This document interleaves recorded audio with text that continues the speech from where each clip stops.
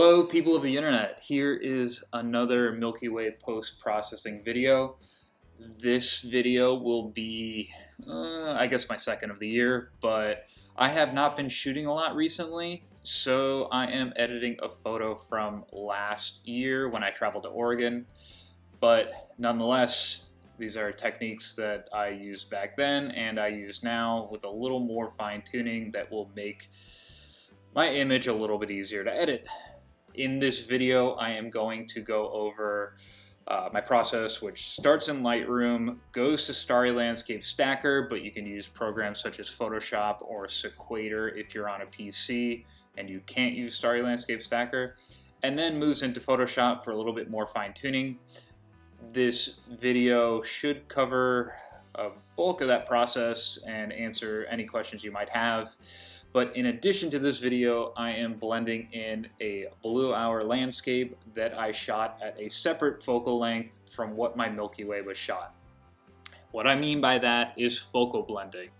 Now, my blue hour, which you are looking at right now, was shot using a Canon 70-200 f2.8 at 70 millimeters.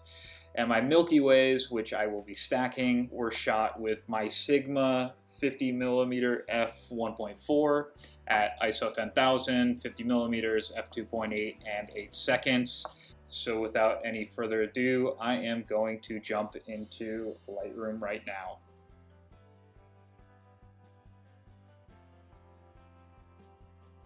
So we're looking at the blue hour. I am actually going to create a virtual copy of this image by right-clicking on the thumbnail or the image and going to create virtual copy. And the reason I create a virtual copy is because I want to make a mask for Photoshop to use that is easy to process.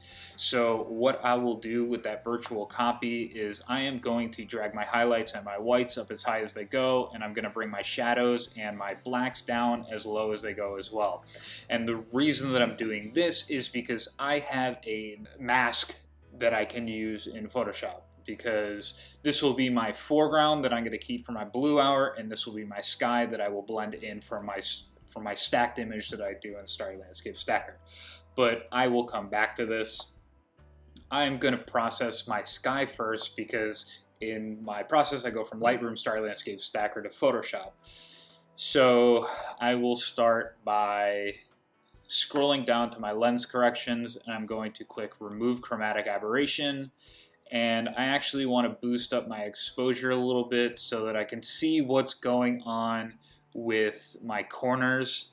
And you can see that there's a little bit of vignetting going on. So I will go to manual, I will go to vignetting, and I'm going to boost my vignetting up, I guess around 74, 75, and then I will play with my midpoint just to kind of smooth things out to around 25.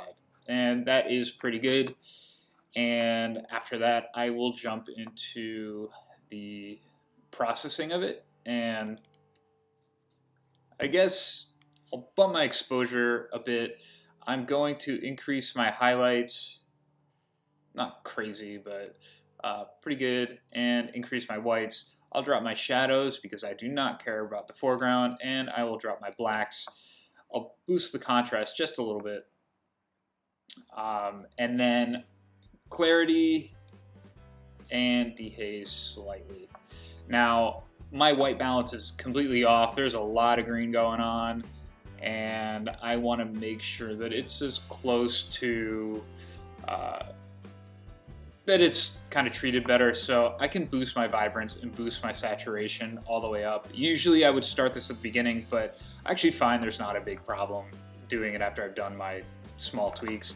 So I'm going to bring my blues down a little bit so that it's a little bit more even blue to yellow, and then I'm going to boost my tint up a little bit so that there's a little less green and a little more magenta, and I'm looking for kind of an even balance. As you can see, there's a lot of green, so something like that might be usable. So I'll drop my vibrance and my saturation down, and you can see that I have a flatter looking image. I'm okay with that because I'm going to introduce some vibrance and saturation, but I'm not going to do it now. I'm actually going to do it after I have processed my image completely. I'm going to select all of my skies, so this will be a 7-layer stack, and I will sync those across. Go up to Edit, Export. I'm going to name this Crater Lake, and I am exporting at quality 100% JPEG and no image resizing. So I'm just going to choose a file on my desktop called Crater Lake and export into there. So those are all going to export as high resolution images.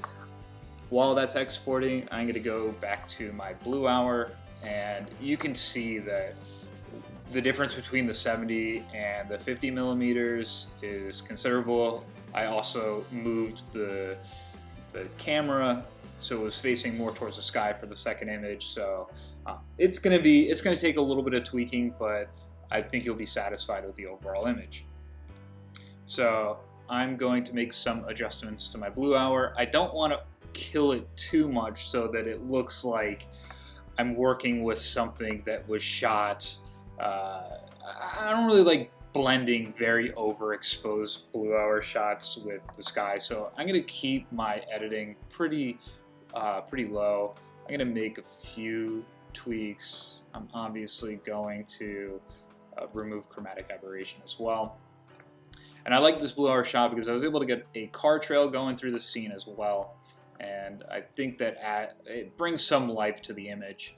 So I boosted my exposures, I boosted my shadows. My whites, the whites don't concern me too much because ultimately I'm going to be removing the sky anyways. So that doesn't matter too much. Maybe my highlights just to bring a little bit more color into the car trail. Though it doesn't seem to be doing all that much. So I think the whites definitely will bring more. So I'll leave that like that right there, and maybe a little bit more exposure. Yeah, I can always bring it back down later.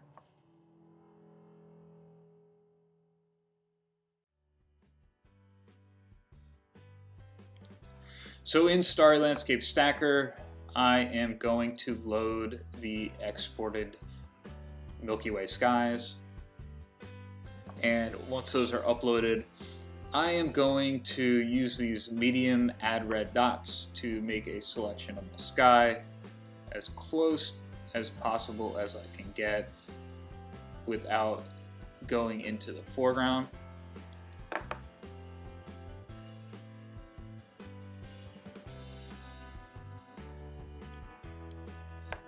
And once I have a pretty good outline with all these red dots, what I will do is click Find Sky,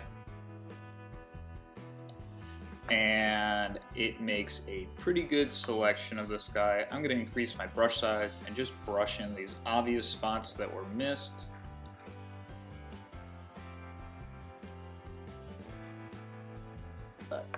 So after I've done as close to as possible as I can, I will go to Align With, because I want to make sure, and I'm pressing Z, that's what's allowing me to zoom in and out. So I'm gonna look at all these images and see which alignment I like the most with the Milky Way. I think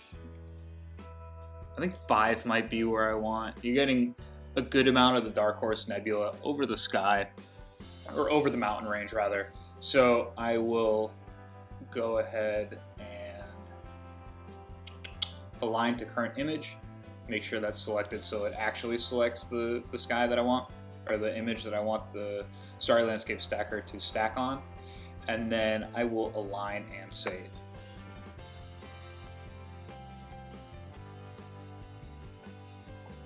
Okay, once everything has been stacked, we now have to choose our algorithm to use. I typically use median. I'll show you what the other ones look like. Mean does maybe a little bit on the side. median kind of, it's given me, I'm noticing on the left hand side there's this white bar that's going on, and you'll see maybe zoomed in. See how it kind of like evens everything out? I think I like mean in this instance, but what I'll do is show you max is too bright for me and min is too dark for me. So I'll go with mean, and I will click that. I've never even noticed that before. I don't want a mask, I just want the overall image. So I'll click save it into there, and I am going to go to the folder and I will open this up in Photoshop.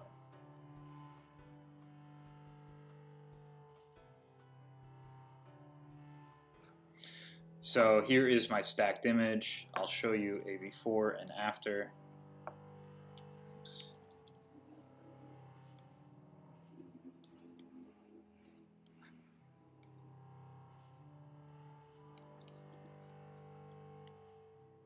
So this is not stacked, this is stacked, and everything looks a lot less noisy, a little bit smoother. Overall in the core there's, I mean, the detail is pretty much the same, but for me it's the amount of noise that's removed that I prefer.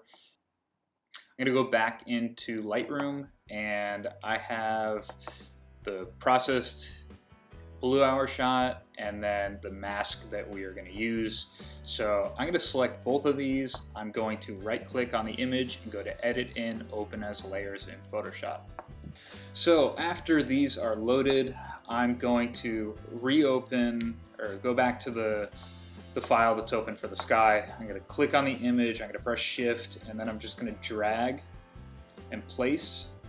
And this is just going to show the color profile issues. Press OK. To me, it's not a problem. And that is in place there.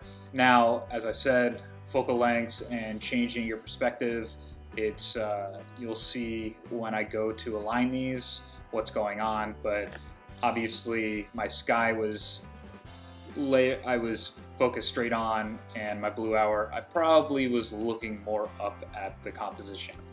So I'm gonna drag my sky down to the bottom because that's where I want it. And I'm going to bring my mask to the top because that's also where I want it.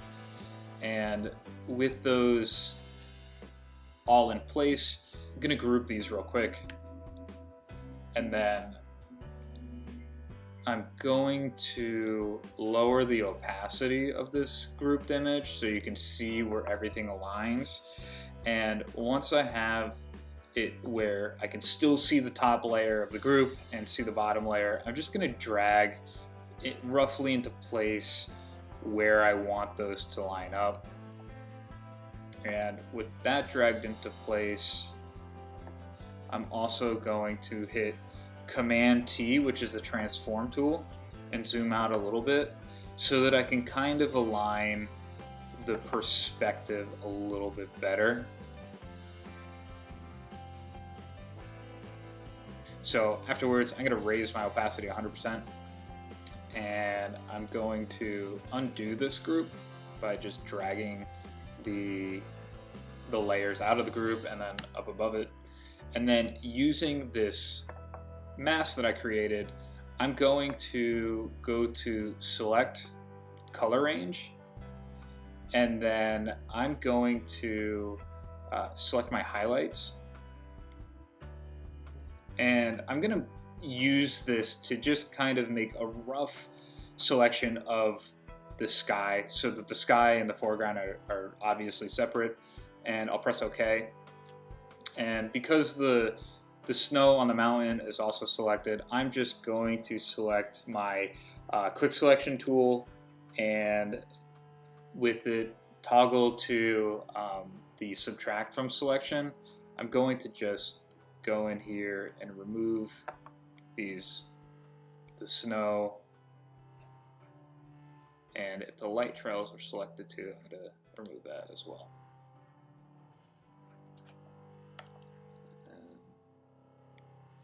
Get as close as possible. So with that selection right there, I'm going to close that, and then using the bottom foreground layer, or the middle foreground layer, I'm going to hit Layer Mask and press Control I to invert it, and voila, we are in business.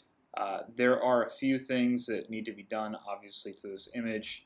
You can see that this is where the overlap is, and it looks pretty good. I mean, I'm pretty happy. Obviously, we're gonna have to crop in because here's the blue hour, here's the sky, or the underlaying sky layer foreground, and I'm pretty happy with this, how this is. I'm going to crop in, so just because, I mean, that makes the most sense. I don't want any weird issues. So I'm actually going to create a stamp visible layer, and on a Mac it is Command Option Shift E, and what this is if I turn everything else off, obviously it's all the layers stamped down aside that's visible, so my mask is not going to be visible, and I can even remove that mask. I don't need it. So with the stamp visible layer, I'm going to just crop down real quick so that there's no obvious issues with my foreground.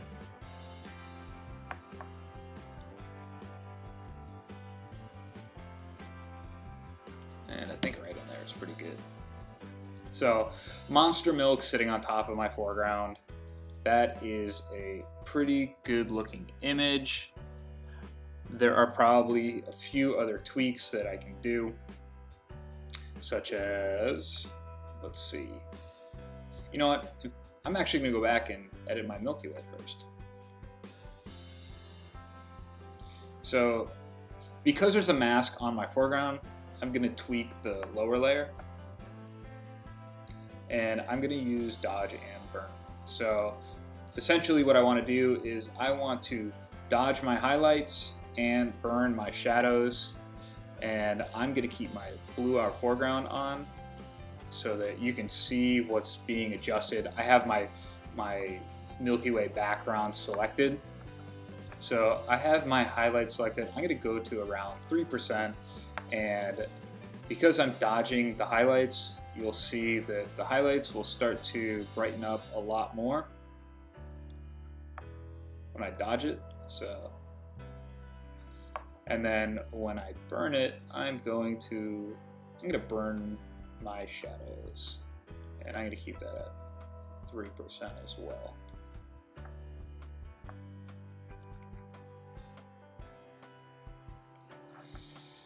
And then, so there's a little bit more contrast in the sky. Next thing I'm going to do is add a hue and saturation layer, and I am going to use this picker right here, and I'm going to zoom in on a color, and I want to bring a little bit more color into the yellows. So I'll click and drag, and you can see the saturation's brought in. I'm also going to choose some of this magenta right here. I think that will bring some nice color into those areas. And let's see, I might bring the green down a little bit. Yep. So there's that. So overall, pretty satisfied with this image. This is some crazy Monster Milk on top of a pretty cool foreground. We kind of got screwed trying to shoot at Crater Lake, so we chose a different option. I think that there might be a little too much brightness on here, so I'm actually going to select my mask.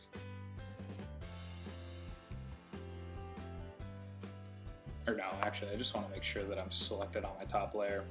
I'm going to add a curves adjustment layer, and I'm going to pin it to the foreground, and I'm just going to bring that down a little bit, and then I'm going to invert it, and then I will brush in a little bit of that layer right there, just so it's not as bright and distracting to the overall image.